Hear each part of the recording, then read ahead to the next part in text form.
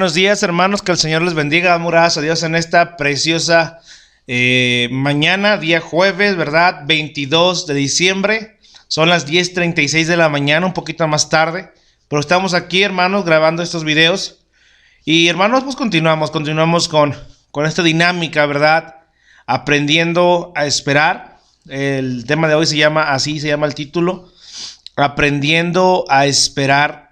Permítanme un momentito, déjenme poner el anuncio aquí. Ya hemos acabado de cómo testificar con poder. Y una de las cosas que hemos visto es aprender a esperar, ¿no? Aprender a esperar. Veíamos, hermanos, en esta porción de la escritura, ¿verdad? La importancia de aprender a esperar, la importancia de creer en las promesas. Vemos que en el versículo 11, ¿verdad? Dice la escritura que los vieron a Jesús ir y estaban unos ángeles así que decían: ¿por qué miráis al cielo? Dice: así como veis irse al Señor entre las nubes, así volverá entre las nubes, todo ojo le verá, vendrá con poder y gloria. Entonces, hermanos, en esta hermosa mañana vamos a aprender a esperar. Vemos en esos versículos, va a ser una lectura larga y la voy a leer lo más rápido, pero voy a ir pausándome, ¿sale? Y dice la escritura: entonces volvieron a Jerusalén desde el monte que se llamaba del Olivar, el cual está cerca de Jerusalén, camino a un día de reposo. Fueron, dice, y entrados subieron al aposento alto, donde moraba Pedro y Jacobo, Andrés, Felipe, Tomás, Bartolomé, Mateo, Jacobo, hijo de Alfeo, Simón el celote y Judas, hermano de Jacobo. Todos estos perseveraban unánimes en oración y ruego, con las mujeres y con María, la madre de Jesús, y con sus hermanos. Era una iglesia, era el grupo de Jesucristo que se había dejado. Y fíjense, hermanos, aquí podemos encontrar que estaban esperando. Aprender a esperar, hermanos, es perseverar en unidad. Y para ello es necesario la oración y el ruego, la comunión. Todos pensaban diferentes, todos eran de diferentes lugares, pero perseverar por convicción en unidad y en oración es importante, hermanos. Dice: en aquellos días Pedro se levantó. Entonces podemos aprender a esperar, hermanos, y podemos ver las necesidades. En medio de los hermanos, y dice, se levantó en medio de los hermanos y reunidos eran como 120 en número. Eran más de 100 personas que estaban ahí, que fueron al aposento alto, que acababan de experimentar que el Señor se apareció a muchas personas, que el Señor dejó enseñanzas por el Espíritu Santo y que les dijo: esperen en Jerusalén, y se fueron a esperar. Y entonces subió al cielo y ellos estaban asimilando, digiriendo todo lo que habían aprendido. Pedro probablemente reflexionando. Entonces Pedro se levanta y empieza con una necesidad, ¿no? Se quedó pensando que eran 12 y que tenía que haber lo siguiente. Dice: varones hermanos, era necesario que se cumpliese la escritura en que el Espíritu Santo habló antes por boca de David acerca de Judas, que fue guía de los que prendieron a Jesús. Y era contado con nosotros y tenía parte en este ministerio. Ojo, hermanos, cuando Jesús habla, tanto a través de su iglesia, cuando se levantan misioneros, pastores, hermanos, es un ministerio. Pero también si tú tienes el don de enseñanza, el don de misericordia, el don de adoración, que crees que Dios te lo dio y que se nota el resultado, es un ministerio. Un ministerio, hermanos, significa ministrar, servir a los demás, pero con la señal o con la característica de que es para Dios. Tristemente hay un sinfín de ministerios hoy en día en donde se lucra, en donde se desvían, etc. Pero la cuestión es, y la pregunta es: ¿qué tipo de ministerio quieres desarrollar tú? ¿Un ministerio por convicción? ¿Un ministerio por pasión al Señor y estando convencidos, ¿verdad?, seguros de que Dios nos llamó? Ahora bien, ¿cómo podré saber si soy llamado a tal ministerio? A cualquiera que sea, ya sea pastoral, misionero, enseñanza, servir. ¿Cómo vamos a saber? Número uno, lo tienes que disfrutar. Tienes que tener una pasión tremenda. 2, tienes que dar resultados, frutos. 3, los demás lo tienen que ver y hasta los inconversos, como cuarto punto, la iglesia tiene que dar testimonio y hasta los inconversos se dan cuenta. Es algo, hermanos, que se nota a leguas. La razón por la cual su servidor tomó el ministerio, porque conocí a un pastor que me dijo: Eric, ¿no has considerado el ministerio? Y yo les dije: no, yo estoy considerando el hacer negocios, el hacer en una empresa, hacer otro por aquí, por allá. Y él me dijo: es que, Eric, se te nota. No, pues yo no pensé en eso. Pero cuando me lo dijo, esas palabras retumbaron siempre.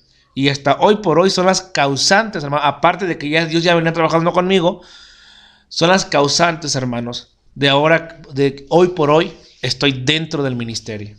Entonces, hermanos, tenemos parte. Pero bueno, aquí se está refiriendo a Judas, tenía parte de este ministerio. Dicen: pues con el salario de su iniquidad adquirió un campo y cayendo de cabeza se reventó por la mitad y todos sus entrañas se derramaron. Aquí muchas de las veces dicen que se colgó, se ahorcó. ¿Y cómo fue que se reventó su cabeza? Simple y sencillamente que se ahorcó, murió y después la cuerda se reventó y por el peso y la inercia cayó de cabeza y todo se desparramó. Así fue como murió Judas. Está la noticia de cómo fue que el que era parte de los 12 falleció, entregó su vida y cómo la misma traición lo llevó a la muerte. ¿Sale? Y fue notorio a todos los habitantes de Jerusalén, de tal manera que aquel campo se llama en su propia lengua Aceldema, que quiere decir campo, Aceldema, que quiere decir campo de sangre. Ese campo se te quedó con nombre por ese derramamiento y porque aparte las monedas con las que compró ese campo o ese terreno fueron las que compraron, ¿verdad?, del acuerdo para derramar la sangre de Jesucristo. O sea, tiene un todo por todo el nombre de sangre. Porque está escrito en el libro de los Salmos: se ha hecho desierta su habitación, ya no haya quien more en ella y tome otro su oficio, ¿verdad? Ahí Pablo está viendo, ¿verdad?, que está escrito en los Salmos y está diciendo: bueno, encuentro esta verdad que tiene que ver un sustituto, dice el apóstol Pedro. Es necesario pues que estos hombres que han estado juntos con nosotros todo el tiempo que el Señor Jesús entraba y salía entre nosotros. Una característica es, aquí está, ¿cuál es la característica para que sea el sucesor? Dice, que ha estado juntos con nosotros todo el tiempo que el Señor Jesús entraba y salía entre nosotros. Que siempre estuviera. De los 120 tenían que elegir a varios, al que estuviera siempre con el Señor. Comenzando desde el bautismo de Juan hasta el día de entre nosotros, fue recibido arriba, uno se ha hecho testigo con nosotros de su resurrección. ¿Qué quiere decir? Que haya visto su resurrección. 2 características. ¿Sale? Eso es lo que él estaba viendo que era necesario para que no cualquiera, ¿no? Y dice la escritura: y señalaron a 2, a José llamado Barsabás, quien tenía por su nombre Justo, y a Matías. Y orando dijeron: tú, Señor, que conoces los corazones de todos, muestra cuál de estos 2 has escogido. Para que tome la parte de este ministerio y apostolado de que cayó Judas por transgresión para irse a su propio lugar. Y les echaron suertes y la suerte cayó sobre Matías y fue contado con los 11 apóstoles.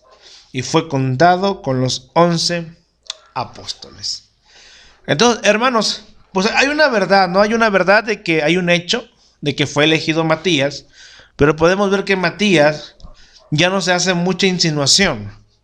Solamente de vez en cuando Matías ya no estaba entre los 12 de gran manera. Pero ahora bien, sabemos que sí, hay una necesidad de haber escogido. Y aquí hay otra no está muy concreto, ¿no? Muchos dicen que fue contado, que fue correcto, que usaron la suerte como el Turín y el Urim en el sacerdocio del Antiguo Testamento, donde era más o menos al azar. Y creo yo, hermanos, en lo personal, que el que fue elegido fue Pablo. Ya él fue contado entre los 12, Hay un pasaje que dice en 1 Corintios 15 que se le apareció a los 12. Pablo está contando que se le apareció. Pero en ese momento Matías no estaba elegido todavía, era parte de los demás discípulos. Probablemente se le haya aparecido, probablemente haya visto que el Señor se aparecía, pero no estaba contado entre los 12 para que después Pablo diga entre los 12. Entonces sería bueno estar checando esa parte. Lo voy a investigar. Probablemente mañana sea la explicación. Y también podemos ver que la característica de que Cristo eligió a los 12, pues se cumple con Pablo. Cristo eligió a los 12, a Pablo. O sea, Cristo sí eligió a los 12. Él personalmente tuvo ese encuentro y los eligió y los llamó al ministerio. Entonces puedo entender esa verdad, hermanos, y eso es lo que les puedo compartir.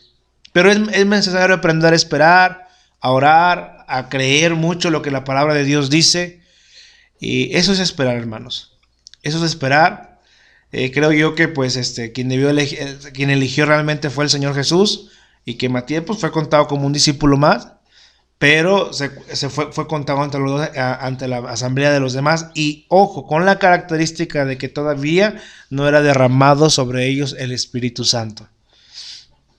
Entonces voy a hacer una pequeña investigación más profunda de todo esto para ver acerca de Matías y Pablo, quién es el real, ¿no? O puede ser que sean los 12 y un 13avo, ¿verdad? Apóstol, ¿no? Pero hermanos, la importancia de esto es aprender a esperar, que ni bien se fue el Señor y ellos se fueron a un aposento alto. Eran 120 personas más o menos y se pusieron a orar. Ese es el mensaje de hoy, hermanos. Que Dios les bendiga y que tengan un excelente jueves, y ya mañana sería fin de semana.